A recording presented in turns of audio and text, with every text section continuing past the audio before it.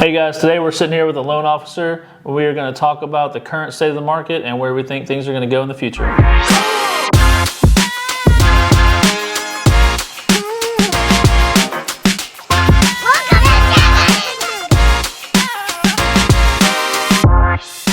Casey Bryant here, Benchmark Home Loans, and excited to talk about the market. I know there's a lot of crazy messages out there, a lot of things in the news, a lot of things on social media, videos. Everybody's got a different opinion right now. I'd love to share a few things that I see just as some of the data points and the conversations on the street level.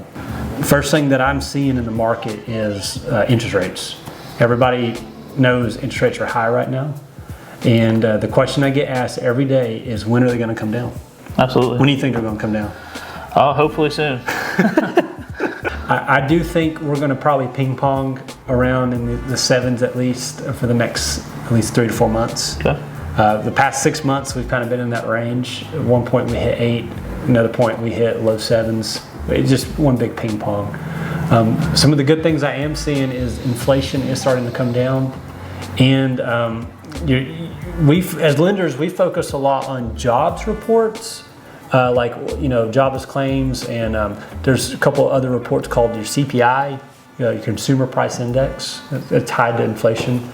There's another one called Core CPI, which kind of pulls out housing and energy, is what that one does. So I see rates going down in 3 to 4 months. I think they're going to go into the 6s.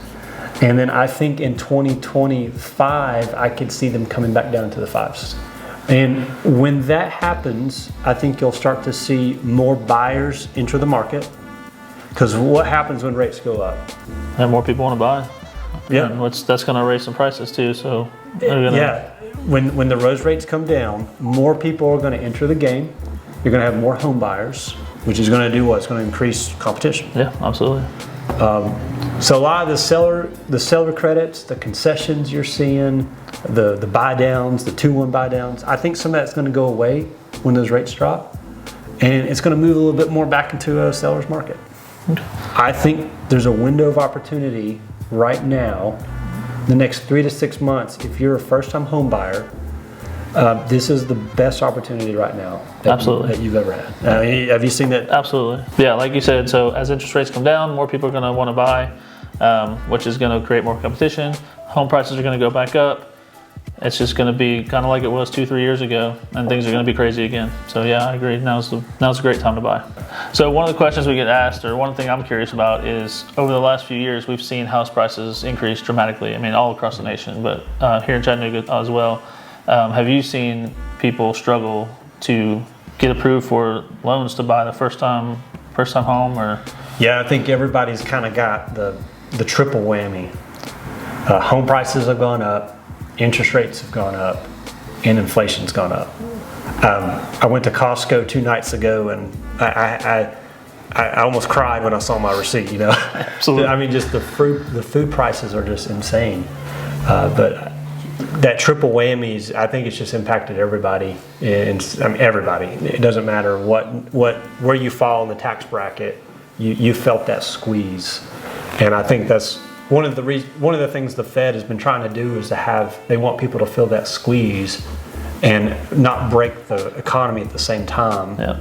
I mean, the verdict's out whether they can accomplish that or not. But affordability is a huge deal right now. We have a lot of first-time home buyers applications that can't qualify. They want to buy something.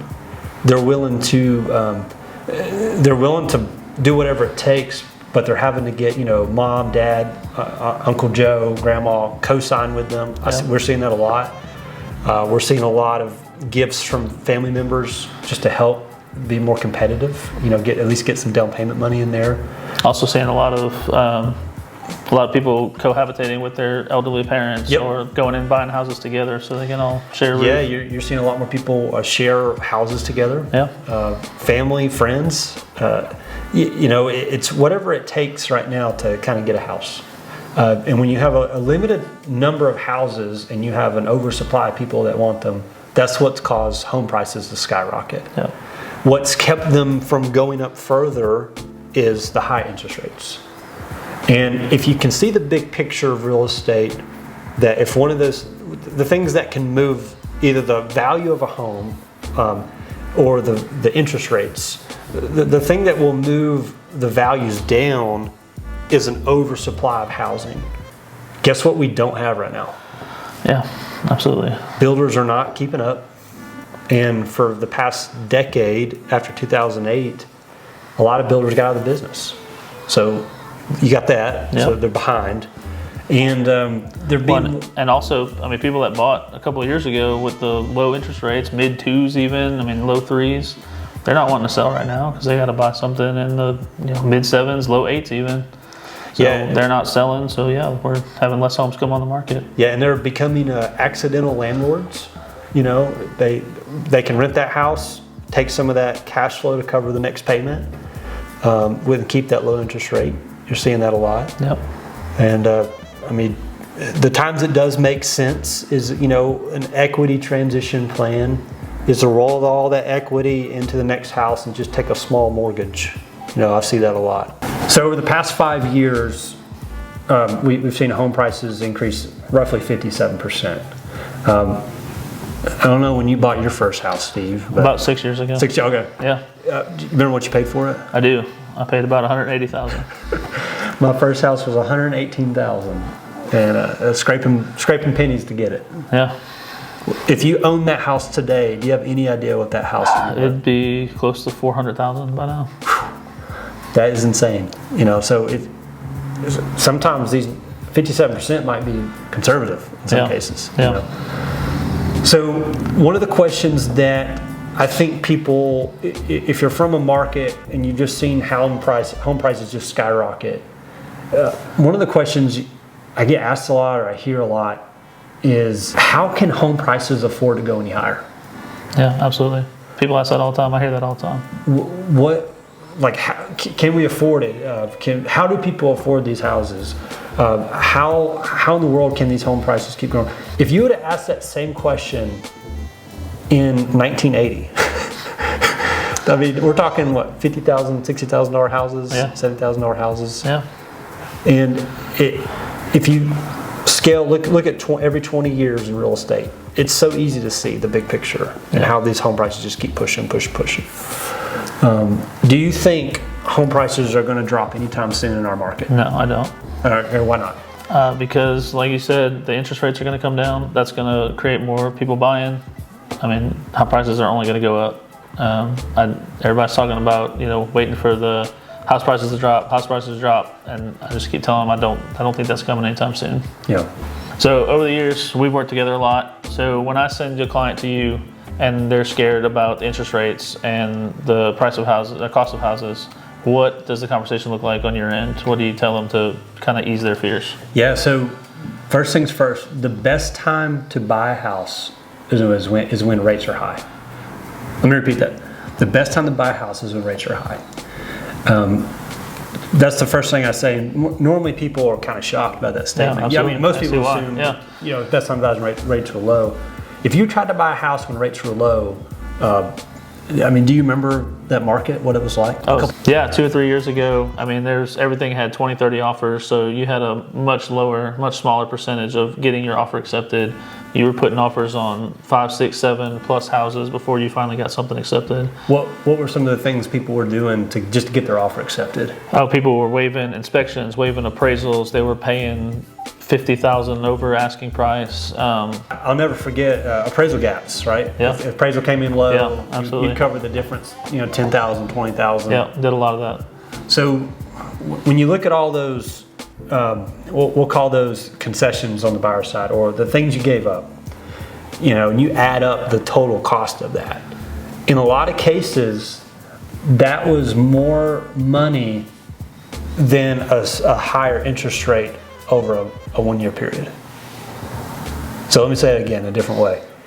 If you have a higher payment, that's the rate is double. Let's say that payment is $400 more a month than rates in the threes. That's like $4,800 a year. Yeah. You had a client come in, go $30,000 over asking. Which one costs more money to that person? Yeah, definitely paying more. You were paying more up front to get that house, you were also sacrificing a lot more to get that house. And in this market, the best time to buy a house is when rates are high, because you have a little bit more negotiating power. You're seeing that on offers. Absolutely, yeah. Now we're seeing a lot more seller concessions.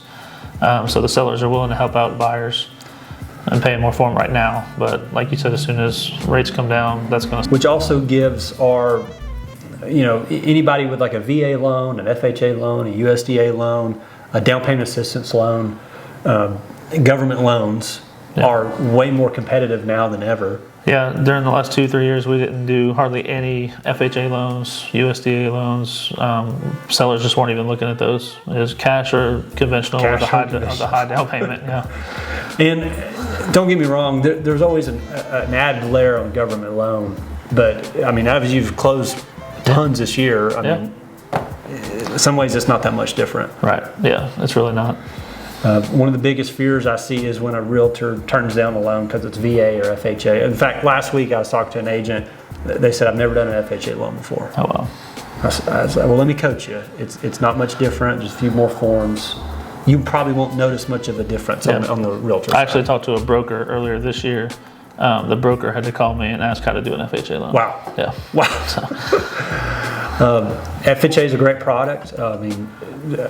VA is a great product. USDA, these are great products. I mean, these are, and in some ways, when people are getting loans, they're more likely to follow through on purchasing the house than cash. Yeah. You have contingencies built in. You have, with a cash deal, you change your mind, you walk away, maybe lose $1,000, $5,000 in your earnest money. Do you feel like sometimes cash buyers could be a little more entitled than those with financing? Have you seen that? I have seen that. Not everybody. Not everybody, of course, but I have seen that, yeah. So, there could be a mindset of I'm paying cash, I'm better than everybody else. I should get what I want because I'm paying cash. Yeah.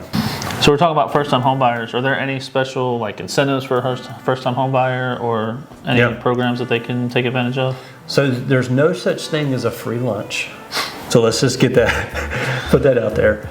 You still got to have your 3 basic things to qualify: credit, income, assets. CIA is how I remember that. Sometimes you can buy a house with 2 of the 3, but most time you need all 3. Okay. Down payment.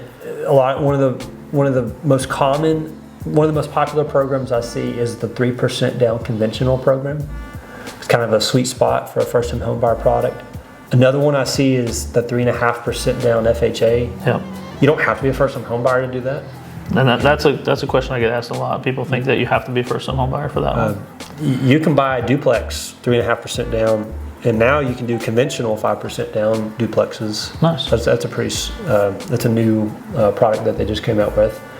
VA has always been 0% down on 1 to 4 units, which is a sweet deal for a veteran. Absolutely. You can buy a quadplex and be cash flowing on day 1. Yeah. So you just got to live in one of the units.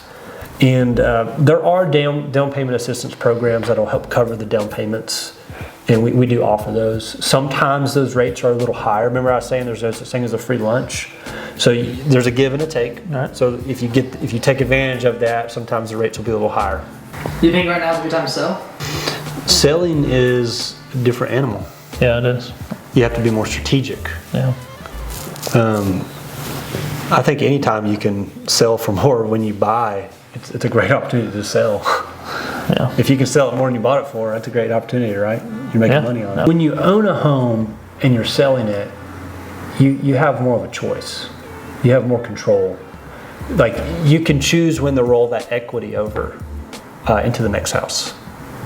Right, that's the advantage of selling versus buying for the first time. Is when you buy for the first time, you have really not much to bring to the table. When you sell, you pick the time to exit. So when push comes to shove, and you got life circumstances that are happening, you're going to sell. Yeah. And when you can sell more than what you bought it for, that's always a great time to sell. Absolutely. All right, Casey. So one more question. So, what makes you stand out from all the other lenders in town or across the country? It's a great question. 80% of the business is done by 20% of the people normally in most industries. Absolutely. I'm proud that we're in that top 1%, but we work really hard to be there. Some of our values are we want every client and realtor to have a 5-star experience with us, a smooth process, solid communication, and we want them to be treated like family. We want them to walk away and say, man, that felt good. They knew my story. They walked with me. They gave me truth with grace. There's a balance there. And they treated me like people. One of the mottos at our branch is families, not files. We're not, when we get a client, they're not just a file number. This is a family. This is a living, breathing, unit. And we get the opportunity to be a steward with them from their transition to point A to point B. Yeah, and that's exactly why I keep sending people to you. And one of the things I like about you too is you kind of help people go beyond just this one home purchase. Like you'll actually almost be kind of like a financial advisor in a sense. You'll help them plan for the future. You'll go over that kind of stuff with them, and that's one thing I really like about it. Thank you, Steve. Absolutely. So one of the reasons I like working with Steve in real estate is Alex, Absolutely, new addition to the team a year ago. About a year ago, yeah. He made the mistake of wanting to work with his wife. I work with my wife too, so no, but it's probably one of the biggest blessings to work with your spouse. Absolutely. And just the gaps that are filled with your better half, right? Yeah. And what makes working with you? You've got over a decade of real estate experience. Yeah, almost 12 years now. 12 years. Yep. Yeah, I think you went to college for architecture. For architecture, I did. Yeah, and so that I feel like that kind of gives me a little bit different perspective on some things, especially when I work with investors. So yeah, I have of that, and we agree with you wholeheartedly about the family. This is a family business, really. We involve our kids. We believe that any client that we work with is part of our family. So what makes you stand out in this market? Obviously, you're very successful. You've been very successful, but and I know you're not doing this for success, but because you really care about your clients. But what makes you stand out in this market? I think just like what you said, we try to care about our clients. We're not in it just for a paycheck, and I think people can really tell when that's what you're in it for. And I've tried my whole career basically to not come across that way, because I really do. I care about the people. I think of them as part of my family. Even after the transaction is done, we'll invite them to parties. We'll go out to dinner with them. Our kids will get together and play. So we become friends with a lot of our clients. That's and awesome. I think that really is important. Yeah, putting people before profits is a lost art. Yeah, absolutely. Hey, Casey, I really appreciate you taking the time to talk with us, talk with our viewers here, and give us some really good information on the market and where things are potentially going. Really appreciate that. For everybody else, thank you for watching, and be sure to like and subscribe to our channel and check out all of our other social medias.